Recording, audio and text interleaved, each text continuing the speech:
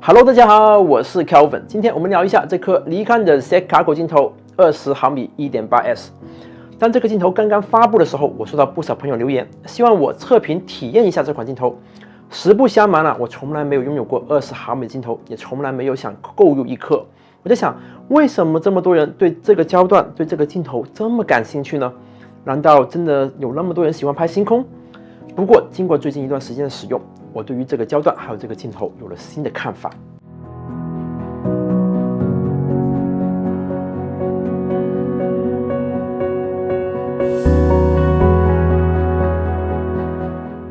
20毫米应该是尼康 Z 卡口 1.8 光圈定焦镜头的最后一个焦段了。说到这里，可能有朋友就会说，28呢？从尼康镜头的发布路线图可以看到，28这个镜头将会是一款轻便小镜头，它的定位是和20、24、35、50、85不一样的。言归正传，在外形设计上面，20毫米这个镜头和20 1.8就像是双胞胎兄弟一样，无论是遮光罩还是这个镜头长度还有重量都非常接近，只是20 1.8更长、更粗、更重。所有的这个按键布局也和其余的 1.8S 光圈一样，对焦环还是可以自定义设置。不过我个人一般不会为它的功能做任何的调整。这个镜头的口径是77毫米，这和70-200 f2.8 VRS 是一样的，也是所有 1.8S 军团里面最大的。如果有留意我以前的视频，我对20、35、85 1.8S 的评价都是轻便。不过这次我对这个镜头并不会做出这样的评价。虽然它只有505克，接近11厘米的长度，并没有比其余的 1.8S 镜头长多少、重多少，但是在它其中一个使用场景来说，我觉得它的设计稍许偏重了。在接下来分享使用场景的时候，我会好好聊一下为什么我会这么说。有一个小插曲我必须提出来一下，这次测评和以往的视频都有点不一样。当尼康中国说要借给我这个镜头的时候，他们问了我一个问题：你有 Z7 吗？我说没有。他们说那把 Z7 也借给你吧，这样子可以更好的体现这颗镜头的素质。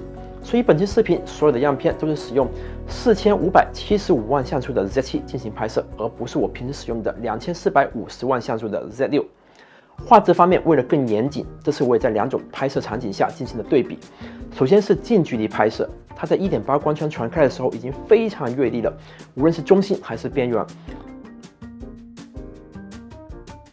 说到去 f2.5 光圈时候，中心锐度几乎没有变化，但是边缘锐度和细节有了更好的提升。这个镜头官网表示最近对焦距离是20厘米，但是在我使用下来之后，我觉得最近对焦距离可以达到10到15厘米左右，我可以这样拍摄。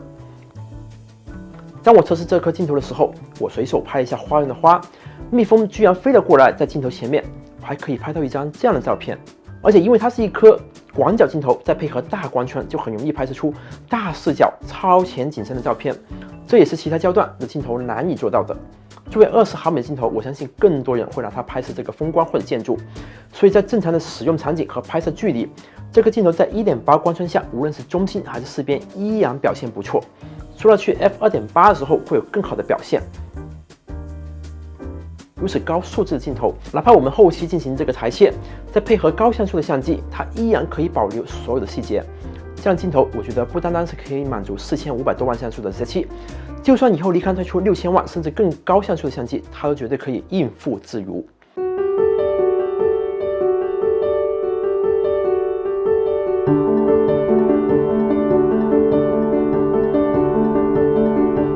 为了满足大家的愿望，我也拿它去拍一些星空。不过由于新西兰现在还在封城，我只可以在家我的后院随便拍，并没有拍摄到我想要的那种星空。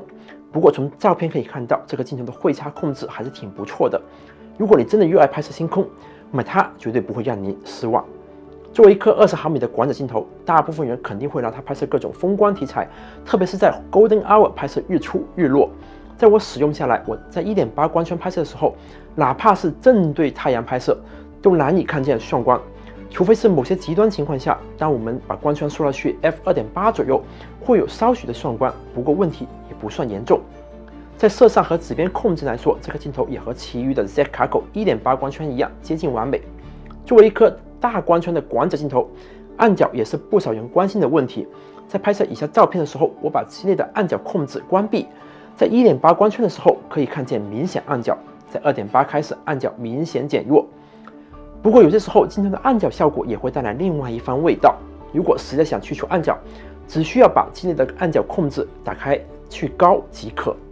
估计还有不少人会拿20毫米来拍摄一些建筑或者室内环境。从照片来看，无论是近摄还是正常距离拍摄，这个镜头的畸变控制都是非常不错的。这个镜头采用了9片的光圈叶片，所以当把光圈缩到去 f5.6 开始，我们可以看到有18道星芒。在 f11 到 f16， 我们可以看到锋利的星芒。使用 21.8S 近距离拍摄主体的时候，可以产生夸张的虚化效果。它的背景虚化过度自然，光斑也挺不错的。无论是中心还是边缘，总体还是比较圆的。对焦方面也毫无疑问，继续保持所有 Z 卡口的传统，安静迅速。无论是照片还是视频，依然表现出色。这个镜头的呼吸效应控制得非常的好，在切换焦点的时候难以看到任何的呼吸效应。再次证明，尼康大部分的 Z 开口镜头都是为视频做了不少的优化的。说到拍摄视频，这个镜头可以轻松的在智云的 VIEW S 上面进行调频，拿它来旅拍，特别是弱光环境下，配合 1.8 的大光圈，可以使用较低的 ISO 拍摄出更干净的画面。当我们拍摄一些 B 弱需要升格的时候，使用 1.8 光圈的镜头，无需提高 ISO 就可以获得更多的进光量。哪怕我们需要使用250分之1秒这样的快门速度，进行1080-120帧的拍摄，1.8 光圈的广角镜头优势就可以充分的体现出来了。这也是其余的 f2.8 或者 f4 光圈镜头无法比拟的。用它来拍摄 Vlog， 我个人觉得应该是目前所有尼康 Z 卡口镜头里面最合适的，因为它更广，可以包含更多的背景内容，也不会像24那样子会把整个人脸占满了画面，也不会像1430那样子只有 f4 的光圈，在弱光环境下可能还需要提高 ISO 才可以拍摄。重点是它拥有 1.8 的光圈，这样子可以有更好看的虚化，更浅的景深，也可以把一些路人和杂物过滤掉。不过唯独这个镜头有点重，如果长时间手持拍摄的话，需要先锻炼一下了。在使用场景方面，其实20和24真的是非常相近。说到这里，估计你们就会问了，到底买哪一颗呢？这完全取决于你现在已经拥有哪一颗镜头。这个问题我也会在下一期视频好好聊一下，敬请订阅我的频道哦。那这颗20毫米的镜头其实用来拍摄风光、星空、建筑、旅行挂机、自拍、拍 Vlog 都非常合适的。不过这个镜头如果用来拍摄人像的话，不是不行，只是真的是非常讲究这个角度了。对于新手朋友来说，可能会比较难以控制的。总结，这个镜头呢，综合素质都很不错，除了体积和重量有一点偏大偏重以外，我对它还是十分满意的。不过这个焦段镜头未必是大部分人的常用焦段，也未必是大部分人购买定焦镜头的首选。但是如果你真的有需要这个焦段来进行拍照或者拍视频的话，可以无需考虑，直接下单吧，它绝对可以满足你各种拍摄需求。好了，以上就是本期视频的所有内容了。如果喜欢这期视频的话，请给我点赞、留言、转发，还有订阅我的频道哦。感谢大家收看，我们下期视频再见喽，拜拜。